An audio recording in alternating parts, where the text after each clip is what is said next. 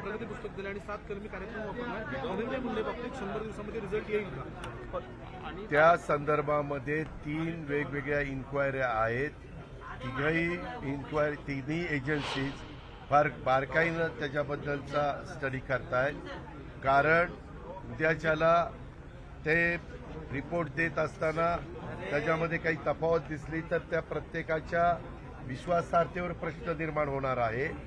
त्याच्यामुळं फार बारीकपणे ह्याचा तपास चाललेला आहे.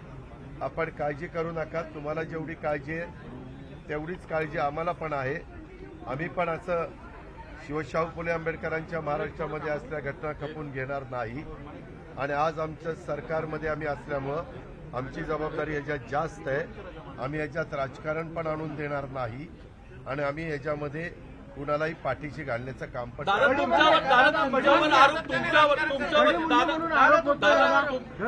केला आपल्या राष्ट्रवादीच्या बडी मुन्नी म्हणून. ही नेमकी बडी मुन्नी कोण आहे त्यांना विचारा. दादा तुमच्यावर हे असले फालतू गोष्टी कुणी बोलत असेल तर मी स्पष्ट नावं घेऊन बोलणार आहे. त्याच्यामुळे त्याला विचारा कोण आहे ते. दादा तुमच्यावर आरोप झाले होते भ्रष्टाचाराचे, त्यावेळेस तुम्ही राजीनामा दिला होता. कुठला? तुमच्यावर भ्रष्टाचाराचे सिंचन घोटाळ्याचे आरोप झाले त्यावेळेस तुम्ही राजीनामा दिला होता चौकशी होण्याच्या आधी. एक आणि तुम्ही म्हटलं की पुण्यात पोलिसांना फ्री हँड आहे, तुमचा हस्तक्षेप नाही राजकारणाचा.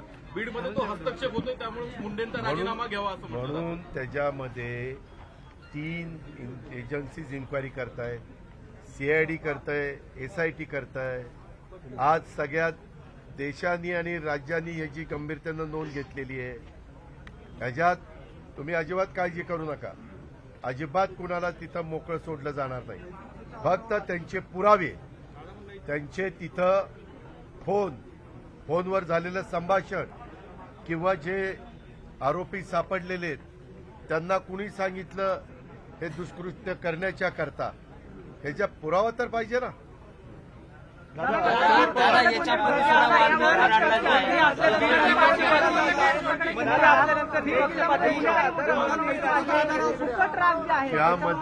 यामध्ये पालकमंत्री कुठं कुणाला करायचा सर्वस्वी अधिकार राज्याच्या मुख्यमंत्र्यांचा असतो. जसं मंत्रिमंडळ करण्याचा, खातेवाटप करण्याचा त्यांचा अधिकार आहे, तो अधिकार ते वापरतील. ज्यांच्यावर 36 जिल्ह्यांची जबाबदारी दिली जाईल ती जबाबदारी ते मंत्री, संबंधित उपमुख्यमंत्री हे पार पाडतील. 8 खासदार जे आहेत ते राष्ट्रवादीचे 8 खासदार तुमच्याकडे येणार अशी चर्चा सुरू झाली. काही संपर्क झाले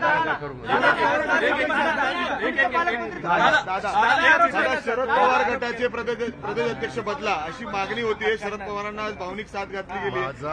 मराठा व्यतिरिक्त कुणाला तरी द्यावा, म्हणजे जयंत पाटील हे योग्य नाहीत. माझा त्याच्याशी संबंध नाही. माझा पक्ष वेगळा आहे, त्यांचा पक्ष वेगळा आहे.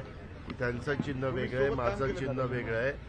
त्यांनी त्यांच्या पक्षाच्या अंतर्गत काय निर्णय घ्यावा हा सर्वस्वी अधिकार त्यांचा आहे. आम्हाला कुणाला त्याच्यात लुडबुड करण्याचा काडीचा अधिकार नाही.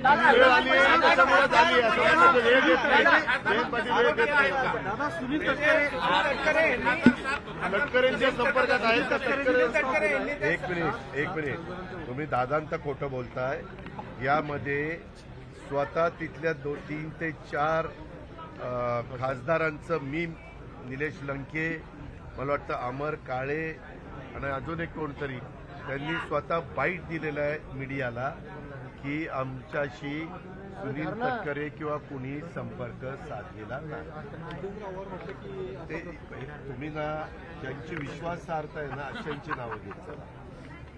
आणि त्यामुळं पुराव्यासहित जर तुम्ही म्हणताय की अजित पवारनी केलंय आणि तिथं ती लोक सांगतायत की तसं काही झालेलं नाही, तर मोकळ्यात कशा करता आरोप करायचा. त्या जे स्वतः खासदार सांगतायत ना, आज 20-22 लाख लोकांचं ते प्रतिनिधित्व करतात. दादा, विरोधी पक्षाला तुमच्याकडून अपेक्षा आहेत, विशेषतः बीड जिल्ह्याचा उल्लेख जो आहे बिहारचा केला जातो, बीडचा हमला झालाय. दादा, बीड जिल्ह्यातली गुन्हेगारी कशी रोखली जाईल असं मी माझ्या अमित शाह साहेबांच्याकडं काही महत्वाच्या प्रश्नांच्या करता त्यांच्याकडे सहकार विभाग आहे, त्यांच्याकडे पोलीस खातं देखील आहे आणि त्यामुळं काही गोष्टी उदाहरणार्थ साखरेची MSP वाढवणं, ज्यूस टू इथेनॉलमध्ये इथेनॉलचा दर वाढवणं, BAVTA इथेनॉलमध्ये त्याचा दर वाढवणं, एक्सपोर्ट साखर करण्याच्या करता परवानगी काही लाख मेट्रिक टन साखर एक्सपोर्ट करायला परवानगी देणं, अशा काही महत्त्वाच्या गोष्टी राज्यातल्या जनतेच्या दृष्टीने, ऊस उत्पादकांच्या दृष्टीनं, शेतकऱ्यांच्या दृष्टीनं, काही पिकांच्या बाबतीमध्ये होत्या. म्हणून मी भेटायला गेलेलो होतो आणि त्या संदर्भामध्ये मी त्यांच्याशी चर्चा केली. पुण्याकडे येऊया. पुण्यामध्ये रोज कोयता गँग तोडफोड त्याच्या संदर्भात तेच जाऊन सांगतो ना, त्यांना काही मुदत देतो ना की या इतक्या दिवसामध्ये हे बंद नाही झालं तर आम्हाला कठोर निर्णय घेऊन नवीन व्यक्तीला इथं आणावं लागेल असं सांगतो ना. आणि आम्हाला काही कुणाचा मुलायचा ठेवायचा दादा वाल्मिक कराडला 2022 तारखेची नोटीस आली. दादा आरोप केले जातात विनाकारण, तुम्ही असं म्हणताय. कशाच्या मुख्यमंत्र्यांनी सुरेश दसांना आवरावं असं तुम्ही सांगणार आहात. त्याबद्दल मला जे काही मुख्यमंत्री महोदयांना आणि बावनकुळे साहेबांना दादा रिंग रोडच्या संदर्भामध्ये थोडासा एरिया राहिलेला आहे, त्याच्यामध्ये काहीतरी काही इमारत तिथं जाते. आता ते शिष्टमंडळ मला भेटलं, तो प्रश्न कसा निकाली काढायचा हे आम्ही ठरवतोय आणि त्याच्यातून मार्ग दादा की काम सुरू आहे. टेंडर मला वाटतं 8 का 10 त्याचे हे केलेले आहेत, भाग केलेले आहेत रिंग रोडचे. 170 किलोमीटर रोड जवळपास आहे आणि त्या पद्धतीनं ती कामं सुरू आहेत. सातत्याने आवाहन केलं जातं की शरद पवारांनी अजित पवारांनी एकत्र यावं. काही दिवसांपूर्वी सुनंदा पवार म्हटल्या होत्या की एकत्र यावं. भावनिक साथ घातली जाते दोघांना, तुम्हाला आणि साहेबांना. हे खाली करा. तुमच्या आई त्याला काही उत्तर देण्याचं कारण नाही, ते आमचं आम्ही ठरवतो. दादा काय असं चान्सेस आहे का?